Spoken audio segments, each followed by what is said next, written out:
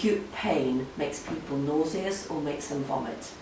I've had a kidney stone before, and I was so nauseous and vomiting. The gas is odourless, and with the mouthpiece they shouldn't feel that claustrophobic.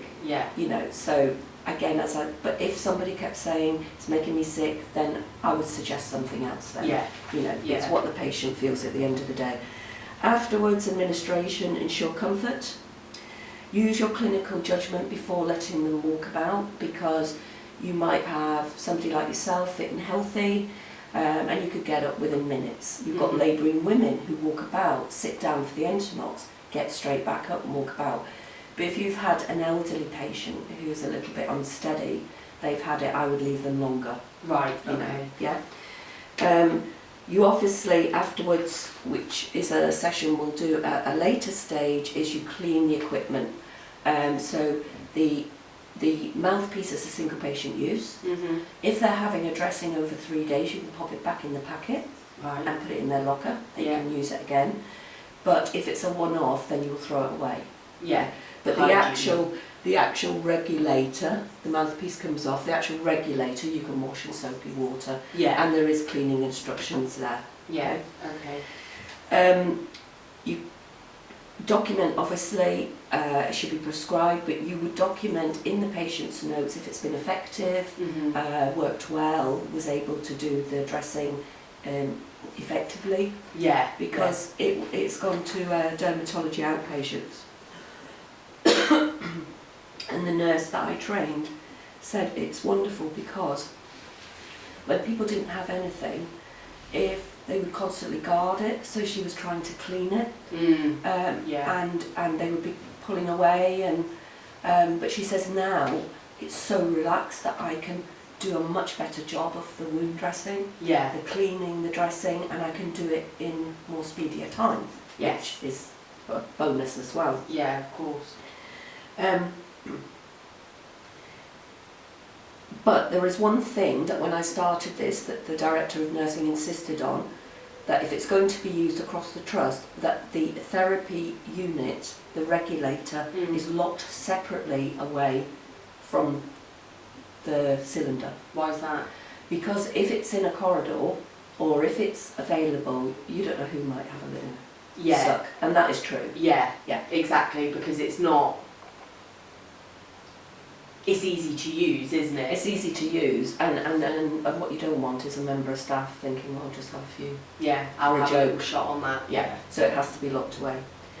I put that picture on there because that was to say you can hallucinate. That is a side effect. So I always say, you know, you can imagine all these doctors look like the guys from Holby City, but they don't necessarily. So it's shown to be very safe. There is very little evidence to show that it would hurt the patient or the staff, in fact, supporting the patient. When they talk about nitrous oxide and the side effects, they talk about pure nitrous oxide, and there is very little effects, but this is a safe mix of oxygen as well. So there's nothing to think it would hurt you as a nurse occupationally or as a patient. The only thing they do say is use with caution in the first trimester of pregnancy. Sorry, I did mean to show you in the paperwork I've given you. Here are the contraindications to using. I've got them here. And the indications for using. So you would work through those, and they tend to be things like contraindications would be somebody comes in and has had a head injury. You wouldn't give it to them because you wouldn't know if they're behaving the way they are because of the gas or the head injury. You don't know if it's making them drowsy because of the gas. That makes sense. You wouldn't give it to somebody with who's drunk, obviously, because you don't know. And it tends to be, the few contraindications tend to be where an air bubble can be in your system. So say for instance you've got a deep sea diver who comes up too rapidly. Have you ever heard of the bends? When they've, fishermen, and they've gone down too far without, and they come back up too quickly. They can get little bubbles in their in their veins and stuff. And what would happen is the gas would go into those air spaces, and cause extreme acute pain. Right, okay. So the list is in there. It's also in the hospital policy, which is policy 85. So anything I failed to tell you today, or if you're more interested to read further, you can just go into the policy and everything I've said is in there. Okay, brilliant. Okay. So I've given you the, we've talked about the side effects. Yeah. And we've covered the in contraindications, but you've got a sheet there to back it up. With more extra information. The indications for using it, the good reasons to use it, that there is always something that you don't think about. And if I'm unsure and I think, oh, that would be excellent to use that for, that procedure. If I was unsure, I'd ring BOC and just talk to them. Double check I've done it before, yeah. But I'm aware of, I did a session for a medical student who was working then afterwards with a physiotherapist, and it was an elderly lady, and she had secretions on the lungs. They needed to clear those because it was impacting on her health and making her very, very poorly. Right. But she was in so much pain, they gave her tablets, Oromorph. But when the physiotherapist tried to do what he needed to do, she couldn't stand the pain. Oh. So the medical student had remembered the session and suggested we used this, Entonox. So I went there. The first time she laughed and she allowed them to do it. Oh. The second day I went to support, she cried. But Entonox can make you laugh, Entonox can make you cry, but it's how the patient feels. I asked her, when she was upset, did she want to stop using it? But she said, no, I can't bear it. It's helping, but it's just making relief, making her emotional. Yeah. And she didn't like the tablets because she hallucinated, but she would hallucinate for hours afterwards, whereas this is out of the system quickly. That then got fed on to a consultant endocrinologist, Dr. Patel. Oh, right, yeah. Who said to me one day, I heard you gave my patient, and it actually made a great difference in her recovery. Oh. So, you know, it's not for everybody, but when it's there, it's saved. When people have tried to, a surgeon's, he had to keep taking a lady into theatre, the wound was so bad, she had to have general anaesthetic. He said, let's try the morphine pump and the Entonox, and it worked. So that, for a hospital, saved on theatre staff, on using theatre time, and it was also comfortable for the patient. So when it works incredibly well. Okay.